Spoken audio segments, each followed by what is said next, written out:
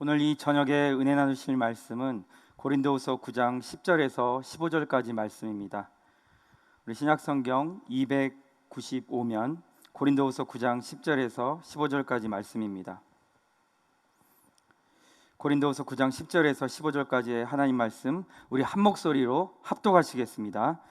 심는 자에게 씨와 먹을 양식을 주시는 이가 너희 심을 것을 주사 풍성하게 하시고 너희 의의 열매를 더하게 하시리니 너희가 모든 일에 넉넉하여 너그럽게 연보를 함은 그들이 우리로 말미암아 하나님께 감사하게 하는 것이라. 이 봉사의 직무가 성도들의 부족한 것을 보충할 뿐 아니라 사람들이 하나님께 드리는 많은 감사로 말미암아 넘쳤느니라. 이 직무로 증거를 삼아 너희가 그리스도의 복음을 진실히 믿고 복종하는 것과 그들과 모든 사람을 섬기는 너희의 후한 연보로 말미암아 하나님께 영광을 돌리고 또 그들이 너희를 위하여 간구하며 하나님이 너희에게 주신 지극한 은혜로 말미암아 너희를 사모하느니라. 말할 수 없는 그의 은사로 말미암아 하나님께 감사하노라. 아멘. 사랑하는 우리 성도님들, 주님의 이름으로 축복합니다. 오늘도 각자 계신 그 자리에서 유튜브와 줌으로 하나님을 기뻐하며 주의 말씀을 사모하시는 우리 성도님들 모두에게 살아계신 하나님의 은혜가 충만하시기를 간절히 소망합니다. 저는 오늘 우리 성도님들에게 복에 대해서 이야기를 드리고 싶습니다. 오늘 본문을 놓고 묵상하고 또 묵상하며 설교를 준비하는데 너무 큰 은혜를 제가 먼저 받았습니다. 지난주 8장에 이어 계속해서 바울은 성도를 섬기는 일에 대해 이야기를 이어가고 있습니다. 즉 헌금에 관한 부분에 대해서 이야기를 하고 있습니다. 바울은 1년 전 고린도 교회 성도들이 자원해서 헌금을 내겠다고 한 부분에 대해 그것을 지킬 수 있도록 말합니다. 그리고 그 헌신이 실제가 될 수 있도록 디도를 비롯한 세 사람을 미리 고린도 교회에 보내서 준비하게 합니다. 그것은 바울이 마게도냐 교인들에게 고린도 교회 성도들을 자랑했던 일이 헛된 일이 되지 않도록, 또 바울 자신과 고린도 교회 성도들이 거짓말한 것처럼 되어 함께 부끄러운 일을 당하는 일이 일어나지 않도록 하기 위함이었습니다. 그러면서 바울은 먼저 디도 일행을 보내 그 헌금 하는 일을 준비하도록 했습니다. 그런데 바울은 5절에서 연보를 단순히 우리가 내는 헌금의 일부로 이야기하지 않았습니다. 5절에서 바울은 너무나 중요한 것을 우리에게 가르쳐 줍니다. 우리 다 같이 9장 5절 말씀 함께 읽겠습니다. 그러므로 내가 이 형제들로 먼저 너희에게 가서 너희가 전에 약속한 연보를 미리 준비하게 하도록 권면하는 것이 필요한 줄 생각하였노니 이렇게 준비하여야 참 연보답고 억지가 아니니라. 아멘. 여기 나오는 연보라는 단어에 대해 우리가 좀 알아봐야겠습니다. 여기서 사용되고 있는 연보는 율로기아라는 단어인데 기본적으로 복을 의미하는 단어입니다. 연보, 즉 헌금은 복의 선물이다라는 뜻입니다. 저는 이 구절을 묵상하면서 정말 많은 은혜를 받았습니다. 매주 드리는 헌금에 대해서 다시 한번 더 묵상해 보게 되었고, 하나님께 드리는 우리의 헌금이 얼마나 귀한 것인지를 다시 한번 깨닫게 되었습니다. 복의 선물, 무슨 뜻일까요? 하나님께서 우리에게 허락하신 그 수많은 복들에 대해서 감사를 표현해 드리는 것이 바로 헌금이라는 것입니다. 그래서 헌금은 우리가 기부하듯 드리는 것이 아닙니다. 월요일에 아내와 함께 좀 거리면서 이런저런 이야기를 나눴습니다. 항상 대화하기를 좋아하는 아내라서 함께 다니면서 사역 이야기를 정말 많이 나누는데요. 그날도 이런저런 이야기를 또 사역을 나누다가 문득 저에게 여보, 사람들이 열심히 해도 잘 안 되는 이유가 뭔지 알아? 우리가 자꾸 하나님께 우리가 가진 것을 가지고 기부하듯 섬기는 태도 때문이야 라고 말하는 것입니다. 처음부터 하나님이 주셨고 하나님 안에는 어떤 부족함도 없는데 내가 자꾸 잊어버리고 천지를 주관하시는 하나님 앞에서 우리가 가진 것을 가지고 오히려 기부하듯 하는 태도로 섬기고 있기 때문에 열매를 풍성하게 못 맺는다는 것입니다. 하나님께 드리는 모든 헌신의 태도는 기부가 아니라 마땅히 드려야 하는 감사가 되어야 한다는 것이죠. 자꾸 기부의 태도로 섬기니까 조금 하고 나면 우쭐대고 조금 하면 또 교만해지고 나를 드러내고 싶어서 죄송합니다, 안달이 나는 것이라고. 우리는 그저 하나님께 영광만 올려드리는 무익한 종이 되어야 한다는 이야기에 걷는 내내 제가 많은 생각을 하게 되었습니다. 과연 나는 어떤 태도로 주님을 섬기고 있는가? 나는 어떻게 사역을 감당하고 있는 것일까? 오늘 바울도 우리에게 우리를 다시 점검하도록 말해줍니다. 헌금은 우리가 가진 것 중에서 일부를 떼내어서 그 하나님의 일에 동참하는 의미로 드리는 기부의 태도가 아니라 바로 하나님이 주신 모든 복에 대해서 넘치는 감사로 하나님께 다시 드리는 태도라고 말합니다. 우리에게 허락하신 모든 것이 하나님이 주신 그 복의 선물이기 때문에 그것에 대한 감사의 반응이 바로 헌금이라는 것입니다. 그러기에 헌금은 억지로 하는 것이 아니라 자원하는 기쁨으로, 자원하는 마음으로 하는 게 맞다는 것으로 알려주고 있습니다.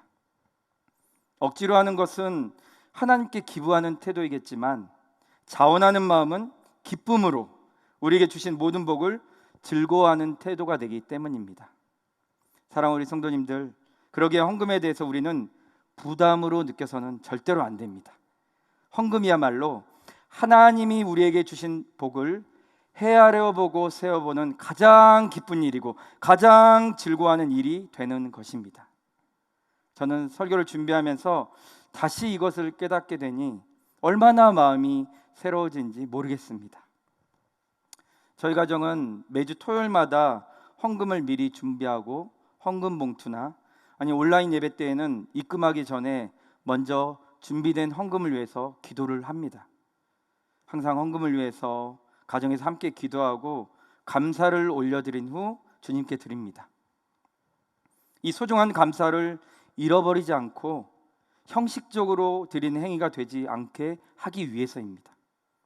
헌금이야말로 하나님께 올려드리는 가장 큰 감사와 기쁨의 표현이 되기 때문입니다.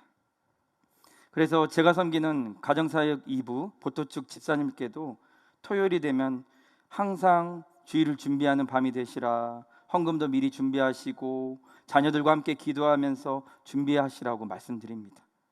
우리 집사님들이 그 진짜의 복을 깨닫고 자녀들에게 가르치길 원하는 마음에서입니다. 사랑하는 우리 성도님들, 헌금은 하나님이 주신 그 은혜에 대한 감사의 반응입니다. 그러기에 헌금은 우리에게 무거운 짐이 될 수 없습니다.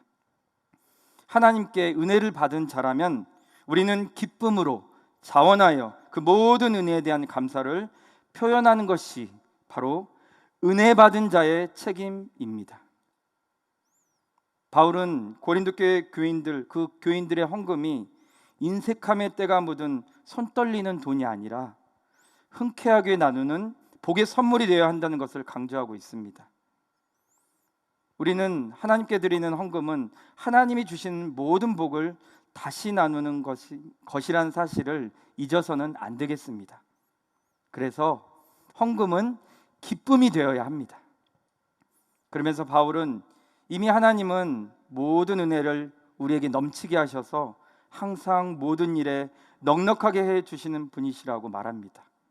그 이유는 우리가 항상 넉넉하여 모든 착한 일을 넘치게 하게 하시기 위함이라고 8절에서 이야기하고 있습니다.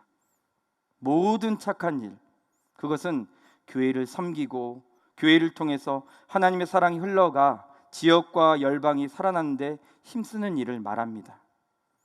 하나님은 우리로 그 일을 감당할 수 있도록 먼저 우리에게 넉넉한 은혜를 주시는 분이시라고 말씀하고 있습니다. 사랑하는 우리 성도님들, 하나님은 은혜 공급자이십니다. 하나님은 우리에게 은혜를 주시는 분이십니다. 우리 각자의 형편에 맞는 은혜를 하나님은 분명히 주시는 분이십니다. 그리고 각자의 형편에 맞게 받은 은혜대로 모든 착한 일에 동참하라고 말씀하십니다. 움켜쥐고 살라는 은혜가 아니라 펴서 나누라고, 하나님의 그 생명이 흘러가라고 주시는 은혜라고 바울은 분명하게 말하고 있습니다. 그래서 우리는 헌금을 하나님께 드릴 때 하나님은 내 인생의 주인이십니다. 그분이 내 인생을 살게 하십니다. 그분이 공급자이십니다를 고백하는 믿음이 된다고 말하고 있습니다. 사랑하는 우리 성도님들, 은혜 받은 자의 책임은 첫 번째로 하나님께 드리기에 기뻐하고 즐거움으로 주신 모든 복에 대한 감사하는 태도입니다. 우리 성도님들 모두가 헌금이 부담감이 아니라 복을 나누는 선물임을 잊지 마시기를 주님의 이름으로 간절히 축원합니다.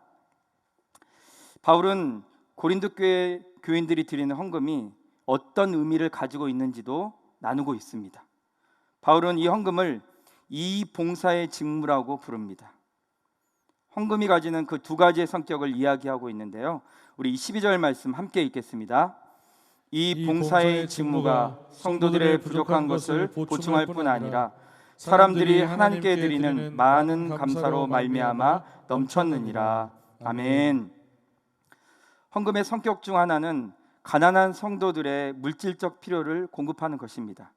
그리고 다른 하나는 보다 더 궁극적인 차원에서 하나님께 돌려드리는 감사가 증폭되게 하는 것입니다.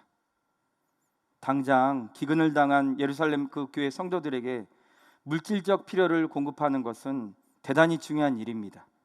그러나 바울이 이 헌금 프로젝트를 통해 내다보는 것은 이보다 더 심오한 측면을 말하고 있습니다. 그것은 유대인과 이방인 모두가 하나님의 백성으로 하나가 되어서 하나님께 감사를 올려드리는 것입니다. 고린도 교인들이 참여한 이 봉사의 직무는 하나님께 드리는 많은 감사가 홍수처럼 차고 넘치게 하는 일이 되었다고 말하고 있습니다. 이때 당시에는 이방인이 유대인을 섬기며 또 유대인이 이방인으로 인해서 하나님께 영광 돌리는 일은 상상할 수 없는 일입니다. 그런데 바울은 고린도 교회 그 성도들이 드리는 헌금을 통해 그 일이 일어났다고 말하고 있습니다. 사랑하는 성도님들, 요한복음 13장 35절은 우리에게 이렇게 말씀합니다. 너희가 서로 사랑하면 이로써 모든 사람이 너희가 내 제자인 줄 알리라. 아멘. 재물을 나누고 하나님께 예물을 바치는 일이 단순히 우리가 감사로 끝나는 것이 아니라 우리가 예수님의 참된 제자임을 증명하는 일이 된다는 것입니다. 헌금은 하나님의 일에 동참할 수 있는 특권입니다. 그리고 헌금을 드리는 그 자체로 이미 복을 받을 뿐만 아니라 더 큰 것으로 다시 채워주시는 하나님의 은혜를 경험하는 통로가 됩니다. 고린도 교회의 그 헌금은 예루살렘의 성도들에게 그 고린도의 이방인들이 그리스도의 복음을 진실히 믿고 복종하고 있음을 보여주는 증거가 되었습니다. 이를 통해서 예루살렘 교회 성도들은 세상의 모든 족속이 예수 그리스도를 통해 하나님을 알게 되었다는 것을 인정하게 되었고 하나님께 영광을 돌리게 되었다는 것입니다. 여러 이방인 그 교회로부터 예루살렘 교회에 도착한 그 헌금은 유대인 성도들이 이방인들을 형제로 하나로 받아들이는 계기가 되었을 것입니다. 헌금이야말로 감사를 전염시키는 가장 귀한 방법입니다. 서로 원수나 다름없었던 그 유대인과 이방인이 하나가 되는 역사가 일어나는 것, 하나님께 드리는 헌금, 그 봉사의 직무를 감당하는 일에서 시작되었습니다. 사랑하는 우리 성도님들, 우리에게도 이 감사의 전염이 일어나야 하겠습니다. 코로나19로 너무나 모두가 힘든 상황입니다. 이럴 때 우리가 예수님의 그 참된 제자임을 보여주어야 합니다. 우리 각자에게 주신 은혜에 대해, 이 봉사의 직무에 대해 책임을 지는 믿음의 태도가 있어야 할 때입니다. 우리가 드리는 그 헌금이 먼저는 우리 지체를 살리고, 두 번째는 우리 지역을 살립니다. 더 나아가서 우리가 섬기는 아프리카 탄자니아를 살립니다. 사랑하는 우리 성도님들, 예수님의 참된 제자로 살아가십니까? 그렇다면 코로나보다도 더 강력한 감사의 전염에 감염되시기를 축복합니다. 세상의 계산은 움켜쥐는 것이지만 하나님의 계산은 펴서 나누는 것임을 잊지 말아야 합니다. 모든 것을 주시는 분이 바로 우리 하나님이시기 때문입니다. 그래서 하나님의 은혜를 받은 우리의 태도는 두 번째로 하나님께 영광이 돌아가는 감사에 반응하는 것입니다. 재물을 쌓아놓고 있으면 아무 일도 일어나지 않지만, 나누기 시작하면 주는 이도 감사하고 받는 이도 감사하면서 모두가 하나님께 영광을 돌리게 됩니다. 그 일을 우리 모두가 감당해야 합니다. 감사, 감사, 감사. 그럼에도 감사가 지금 이 시기에도 우리에게 흘러나와야 합니다. 하나님은 누구 한 사람에게 부담을 주시는 분이 아니십니다. 하나님이 뭐가 부족해서 우리에게 구걸하시는 분도 아니십니다. 다만 하나님은 우리 각자에게 그 형편과 처지에 맞게 은혜를 베푸시는 분이십니다. 우리에게 원하시는 것은 다른 것이 아니라 하나님이 주시는 은혜에 감사를 표현하는 것입니다. 사랑하는 우리 성도님들, 우리 참 어렵고 힘든 시기를 또 보내고 버티고 있습니다. 그런데 우리 기억합시다. 광야, 그 아무것도 없었던 곳에서 하나님은 이스라엘 백성들을 살게 하셨고, 그들에게 먹이시고 입히신 분이 바로 하나님이라는 사실을 우리 모두 믿읍시다. 하나님은 그런 분이십니다. 우리가 믿지 못해서 그렇지, 하나님은 지금도 우리를 살게 하시고 살 은혜를 반드시 주시는 분이십니다. 그러니 하나님께 감사합시다. 지금의 상황과 형편에서 우리가 드릴 수 있는 것은 그럼에도 불구하고 오직 감사뿐입니다. 우리 하나님께 감사합시다. 그 감사의 표현이 헌금이라면 우리 아까워하지 말고 드립시다. 하나님은 항상 우리가 드리는 액수대로 차등하여 은혜와 사랑을 베푸시는 분이 절대로 아니십니다. 하나님은 우리 모두를 한결같이 사랑하시는 분이십니다. 그분은 우리를 향하신 그 약속은 너무나 신실하십니다. 그분은 그 신실하신 약속을 세상 끝날까지 지키시는 분이십니다. 그러니 다른 사람 눈치 보면서 살지 마시고 우리의 처지 그대로 우리가 드릴 수 있는 최고의 기쁨, 감사를 잃어버리지 맙시다. 그리고 우리가 드릴 수 있는 그 감사로 교회와 가난한 성도들과 이 지역과 선교지가 풍성해지도록 우리 모두 힘씁시다. 우리 모두가 함께 하나님께 영광 돌리는 연쇄 감사가 일어난다면 세상은 우리를 보고 진정한 그리스도인이라고, 주님의 제자로 부를 것입니다. 사랑하는 우리 성도님들, 우리는 상황과 환경에 따라 반응하며 살아가는 사람들이 아닙니다. 우리는 그리스도의 뜻 안에서 성령님이 인도하시는 대로 살아가는 사람들입니다. 우리는 그리스도인입니다. 우리 다 함께 갈라디아서 6장 15절 말씀 함께 읽겠습니다. 할례나 무할례가 아무것도 아니로되 오직 새로 지으심을 받은 것만이 중요하니라. 아멘. 사랑하는 우리 성도님들, 우리의 직분이 우리가 어떤 사람인지가 중요한 게 아니라 우리가 예수님을 믿고 변화된 삶을 사는가가 중요합니다. 그리스도인은 변화된 사람입니다. 내 영광을 위해 살다가 하나님의 영광을 위해 사는 자가 바로 그리스도인입니다. 사랑하는 우리 성도님들, 우리 말로만 신앙생활하는 것들 이제 벗어버리고 듣고 믿고 아는 대로 살아내는 믿음의 삶을 살아갑시다. 우리 마지막으로 갈라디아서 5장 24절 말씀 함께 읽겠습니다. 그리스도 예수의 사람들은 육체와 함께 그 정욕과 탐심을 십자가에 못 박았느니라. 아멘. 그리스도인은 우리의 욕망대로 살아가는 것이 아니라 오직 그리스도를 믿은 그 믿음대로 사는 자들입니다. 우리는 나의 뜻, 우리의 뜻대로 사는 것이 아니라 우리를 통해 하나님의 뜻이 나타나고 이루어지기를 소망하며 살아가는 자들이 되어야 합니다. 헌금은 바로 그 소망 안에 있는 일입니다. 그러기에 헌금은 우리에게 부담이 아니라 특권입니다. 가장 큰 은혜입니다. 하나님께 은혜 받은 자가 드리는 행동이 바로 헌금이 되기 때문입니다. 우리가 받은 그 은혜에 대해서 감사를 생각하기 전에 먼저 헌금의 액수부터 생각하니 인색해지는 것입니다. 사랑하는 우리 성도님들, 헌금은 액수보다 감사입니다. 감사의 반응입니다. 그러니 헌금을 부담감으로 받지 마시고 하나님께 드리는 사랑의 표현으로 받으시기를 축복합니다. 그래서 하나님도 즐겨내는 자, 즉 하나님께 그 사랑을 표현하는 자를 기뻐하신다고 하시는 것입니다. 우리 성도님들 모두가 하나님의 은혜를 넉넉하게 받으시기를 축복합니다. 그리고 그 은혜를 받은 자의 책임을 감사로 감당해 가시기를 축복합니다.